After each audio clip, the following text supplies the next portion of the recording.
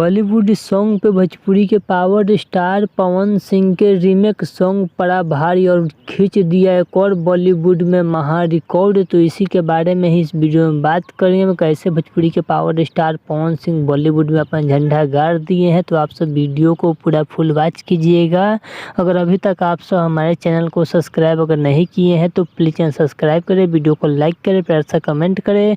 चलिए वीडियो में आगे बढ़ते हैं, बात करते हैं भोजपुरी के पावर स्टार पवन सिंह बॉलीवुड में एक सॉन्ग गाए थे आज से 2-3 साल पहले, जिस सॉन्ग का नाम था लूट गए। जो कि उसी सॉन्ग के बारे में आपको बता दूं कि वो सॉन्ग इंस्टाग्राम पे इस वक्त तबाही मचा कर रख दिया है। प्रॉपर व्यू उस पे यूट्यूब पे 30 से 32 मिलियन ही है, लेकिन इंस्टाग्राम पे पूरी तरह से तबाही मचा कर रख दिया है, जो कि आप सब स्क्रीनशॉट में देख सकते हैं। भोजपुरी के पावर स्टार पवन सिंह के सॉन्ग लूट गए पे जो कि 42 लाख प्लस रील बन चुका है। भोजपुरी के पावर स्टार पवन सिंह के पंच लाइन को इतना पसंद किया जा रहा है। वहीं बात करते हैं जोबी नौटियाल के पंच लाइन के बारे में। आपसे बता दूं कि जोबी नौटियाल के पंच लाइन यानी जोबी नौटियाल के सॉन्ग लूट गए, इस सॉन्ग पे मात्र 19 लाख ही रील बना है। वहीं भोजपुरी के पावर स्टार पवन सिंह के सॉन्ग जोबी नौटियाल से काफ़ी ज़्यादा रील बन चुका है। भोजपुरी के पावर स्टार पवन सिंह की आवाज़ में पसंद किया गया, जो कि आप सब भी